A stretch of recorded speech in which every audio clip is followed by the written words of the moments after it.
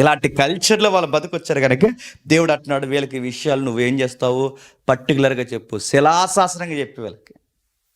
ఈరోజు కూడా పెద్ద స్పీకర్ వచ్చి మనకి చిన్న విషయాలు చెప్తున్నాడంటే ఆయనలో తేడా లేదు చెప్పండి. అక్కడ వాళ్ళ భక్తి ఆ స్థాయిలో ఉంది కరిపోయి ఆ విషయాలు కూడా చెప్పాల్సి వస్తుంది. ప్రభు వచ్చాడు, దేవుడు వచ్చాడు, ముఖ్యమైన సంగతులు మాట సుమారు 10 ఆజ్ఞలు ఇచ్చాడు. నేను అడుగుతున్నాను, ప్రశ్న నాకు చెప్పండి. 10 ఆజ్ఞల్లో దేవుడికి సంబంధించినవి ఎన్నండి? 2. మనుషులకు సంబంధించినవి ఎన్నండి? 8. దేవుడికి సంబంధించింది ఏంటండి? 1, నేను తప్ప వేరొక దేవుడు ఉండకూడదు. 2వది, నా విశ్రాంతి దినం పాటించండి. మిగిలిన 8 ఆజ్ఞలు ఎవరికి సంబంధించినవండి అని మీకు ఏమర్థమవుతుంది? దేవుని దృష్టికి మనం బాగున్నామా బాగాలేదా? ఇటు 8 ఏమో మనకంట, 2 ఆయనకంట. అంటే 2 ఆజ్ఞలు ఆయన జాగ్రత్తగా చూడమన్నాడు, 8 ఆజ్ఞలు బాగా వినండి మనల్ని పాటించమన్నాడు. ఎందుకు ఈ 2 ఇచ్చాడంటే ఇలాంటి టైంలో జాగ్రత్తగా వినండి. ఇంకా ధర్మశాస్త్రం విడదీస్తే 2 విషయాలు ఉంటుంది. 1 దేవుడి గురించి, 2 నీ పొరుగుడు గురించి. ధర్మశాస్త్రం అంటే ఏంటి అని మీరు నన్ను సింగిల్ క్వశ్చన్ అని అడిగితే 1 దేవుని గురించికి, 2 ధర్మశాస్త్రం గురించి. అదేంటి? దేవుని గురించి క్షమించండి, దేవుని గురించి పొరుగుడు గురించి ఏంటంటే బైబిల్ ఎలా అంటుంది? దేవుడు గురించి పొరుగువాని గురించి. ఎలా తెలుసా? దొంగతనం చెయ్యొద్దంది. ఎవరింట్లో దొంగతనం చేస్తామండి? పొరుగుడిది. అబద్ధం ఆడొద్దన్న ఎవరితో ఆడతారండి? పొరుగుడితో. వ్యభిచారం చేయొద్దన్న ఎవరితో చేస్తారండి? పొరుగుడు. అంటే ధర్మశాస్త్రం ఏం చెప్తుందో చెప్పినా, రే నీ పొరుగుడితో జాగ్రత్తరా అని చెప్పింది. మొట్టమొదటి ఏం చెప్తుంది తెలుసా? నువ్వు నాతో జాగ్రత్తగా ఉంటే నీ పొరుగుడితో జాగ్రత్తగా ఉంటావు. అంటే 10 ఆజ్ఞల కంటెంట్ ఏముందో తెలుసా? ముందు నేను ఏంటో తెలుసుకో, అప్పుడు నీ పొరుగుడితో నువ్వు జాగ్రత్తగా ఉంటావు. అందుకే మొదట ఆజ్ఞలు ఏంటో తెలుసా? ముందు 2 ఆజ్ఞలు నాకు సంబంధించినవి, తర్వాత నీ పొరుగుడికి నీకు సంబంధించినవి. పాత నిబంధన అంటే ఏంటి, ధర్మశాస్త్రం అంటే ఏంటని మీరు నన్ను అడిగితే మళ్ళీ చెబుతున్నాను. ఇదిగో 1 దేవునికి సంబంధించింది చెప్పండి, 2 పొరుగు వానికి సంబంధించింది. నేనే కాదు, ఈ మాట సాక్షాత్తు యేసుక్రీస్తు వారు అన్నారు. ఒకసారి చూడండి, మత్తయి సువార్త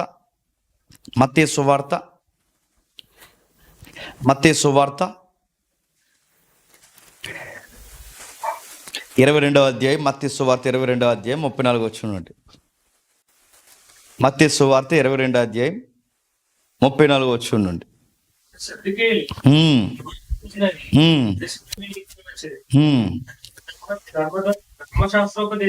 వారిలో ఒక ధర్మశాస్త్ర ఉపదేశకుడు ఆయనను శోధించుచు, బోధకుడా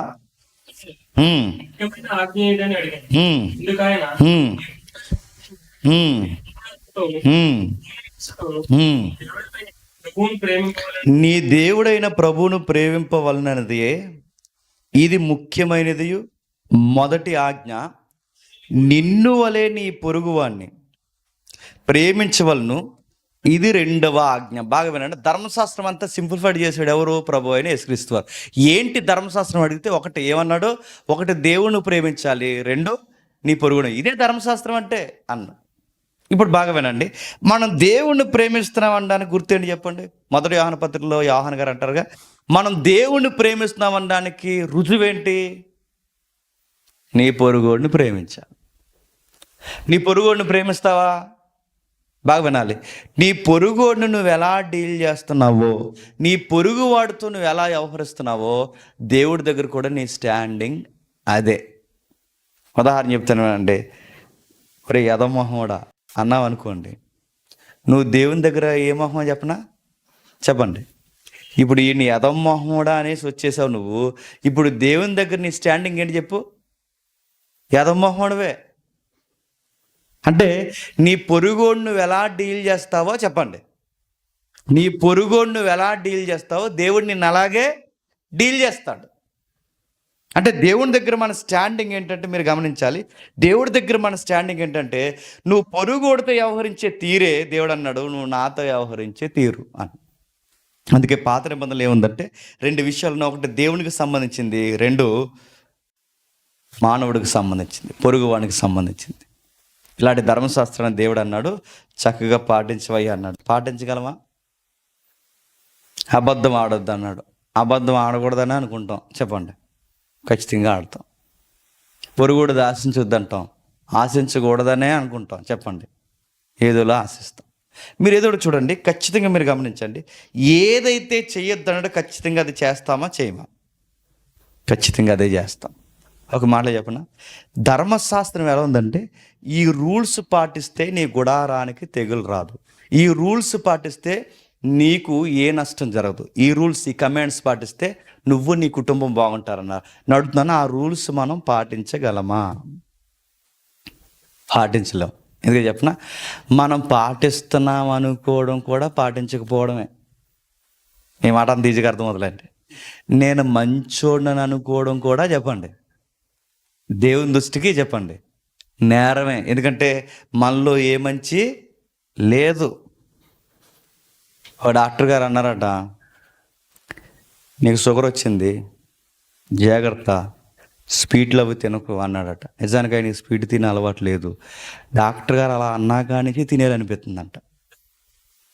అది మన మైండ్ గుర్తుపెట్టుకోండి. దేవుడు అబద్ధం ఆడొద్దు అంటాడు, చెప్పండి. ఆడొద్దు అన్నందుకు ఆడేయాలనిపిస్తుంది మనకి. నా మాటలు అర్థమవుతూనే లేదు. అంటే దేవుడు ఏదైతే చెప్పాడు ఖచ్చితంగా దానికి ఆపోజిట్ చేస్తాడు. మానవుడికి ఉన్నది అదే. ఆదాము వల్ల తినొద్దు అన్నాడు, ఏం చేశాడు చెప్పండి? తిన్నాడు. కయ్యేనుతో జాగ్రత్తరా, సత్క్రియ చేయి అన్నాడు. ఖచ్చితంగా ఏం చేశాడు చెప్పండి? దుర్మార్గమైన క్రియ చేశాడు. మీరు చూడండి, దేవుడు ఏది కోరుకుంటాడో ఖచ్చితంగా మానవుడు ఏం చేస్తాడు చెప్పండి? అదే చేస్తాడు. ధర్మశాస్త్రం అంతా ఇది చేయమంది, మానవుడు చేశాడా? చేయలేడు. మరో మాట చెప్పిన, 19వ కీర్తన చూడండి ఒకసారి. 19వ కీర్తన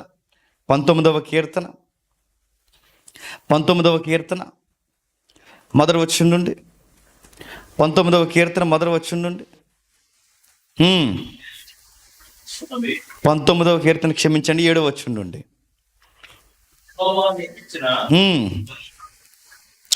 యెహోవా నియమించిన ధర్మశాస్త్రము యథార్థమైనది, యెహోవా శాసనము నమ్మదగినది, అది బుద్ధిహీనులకు జ్ఞానము పుట్టించును. యెహోవా ఉపదేశములు నిర్దోషమైనవి, అది హృదయమును సంతోషపరచును. అది కన్నులకు వెలుగిచ్చును. యెహోవా యందలైన భయము పవిత్రమైనది, అది నిత్యము నిలుచును. యెహోవా న్యాయ విధులు సత్యమైనవి, అవి కేవలము న్యాయమైనవి. ఇక్కడ గమనించండి, ధర్మశాస్త్రము యథార్థమైనది, ధర్మశాస్త్రము నమ్మదగినది. ఆ పదాలు మీరు గమనించండి. ధర్మశాస్త్ర ఉపదేశాలు నిర్దోషమైనవి, ధర్మశాస్త్రము నిర్మలమైనది, ధర్మశాస్త్రము పవిత్రమైనది, ధర్మశాస్త్రము నిత్యమైనది, ధర్మశాస్త్రము సత్యమైనది, ధర్మశాస్త్రము న్యాయమైనది.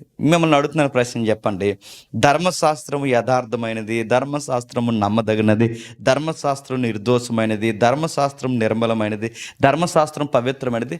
అడుగుతున్నాను, ధర్మశాస్త్రానికి ఎలా వచ్చినాయండి ఆ క్వాలిటీస్? ధర్మశాస్త్రానికి ఈ క్వాలిటీస్ అడుగుతున్నాను, ఎలా వచ్చినాయి? ఒక ఉదాహరణ చెప్తాను వినండి. ఫోన్ ఉందండి, 2x2 కొట్టి ఈక్వల్ టు కొడితే ఎంత వస్తుందండి? ఎలా వస్తుందండి? మిమ్మల్ని అడుగుతున్నాను చెప్పండి. దీనికి ఎవరిని ఏ టీచర్ అయినా దగ్గర కూర్చోబెట్టి, ఐఫోన్ నువ్వు ఈ పక్కన కూర్చో, OnePlus నువ్వు ఈ పక్కన కూర్చొని, ఫోన్లకు ఎవడైనా ప్రైవేట్ క్లాసులు చెప్పాడా? ఫోన్లకు ఎవడైనా అడుగుతున్నాను, ఫోన్కి ఎవడైనా ఎక్కాలి నేర్పించాడా? మరి ఈ ఫోన్కి ఎక్కాలి ఎలా వచ్చినాయి? 2 4 అని దానికి ఎలా తెలుసు? 3 3 9 అని దానికి ఎలా తెలుసు? దీనికి లెక్క ఎలా వచ్చింది? ఎలా వచ్చిందంటే దీన్ని చేసినోళ్ళు ఉంది లెక్క. నా మాటలు అర్థమా? ఎక్కాలి ఎవరికి తెలుసు? చేసినోడికి, సృష్టికర్త తెలుసు. ఆ సృష్టికర్త, ఈ ఫోన్ చేసిన సృష్టికర్త ఎవరైతే ఉన్నాడో ఆ సృష్టించిన వాడికి లెక్కలు తెలుసు కనుక ఆ లెక్కలు ఎందులోకి వచ్చినాయి? చేసిన దాంట్లోకి వచ్చినాయి. మీకు అర్థమైతే ఇప్పుడు చేసిన వాళ్ళు ఆ లెక్కలు, ఆ నాలెడ్జ్ ఉంది కనుక చేయబడిన వస్తువులోకి వచ్చినాయి. మీకు ఇప్పుడు బాగా అర్థం అవ్వాలి.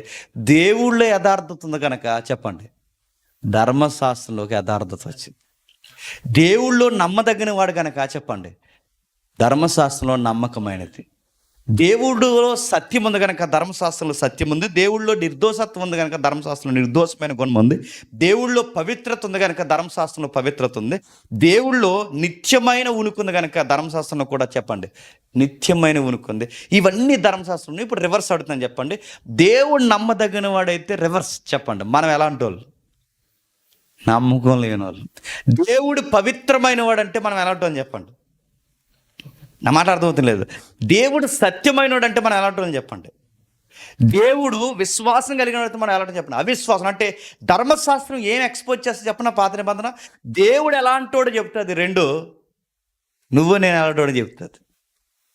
దేవుడు ఎలాంటోడో పక్కన చూపిస్తుంటే దేవుడు యథార్థమైన వాడు, నమ్మదగిన వాడు, నిర్దోషమైన వాడు, పవిత్రమైన వాడు, నిత్యమైన వాడు అని చెప్తున్నావు. రే నీకు 60 ఏళ్ళ జీవితం ఇంతలో కనబడి అంతలో వెళ్ళిపోతావు అని మళ్ళీ నాకు చెప్తుంది. దేవుడు పక్క ఏ రేంజ్లో ఉన్నాడు చెప్తూ మరో పక్క నువ్వు ఎంత డౌన్లో ఉన్నావు చెప్తా. అంటే ధర్మశాస్త్రం ఎందుకు ఇచ్చావు ప్రభు అంటే నువ్వేంటో నీకు తెలియాలి. రెండు నేనేంటో నీకు తెలియాలి. నువ్వేంటో నీకు అర్థం అవ్వాలి, నేనేంటో నీకు అర్థం అవ్వాలి. ఇందుకు ధర్మశాస్త్రం ఇచ్చాడు. దేవుడు అన్నాడు నిర్దోషంగా ఉండరా, పవిత్రంగా ఉండరా, ఇలా ఉంటే ఉంటావరా అని దేవుడు చెప్తే ఖచ్చితంగా మనం చేస్తామా? చెయ్యి.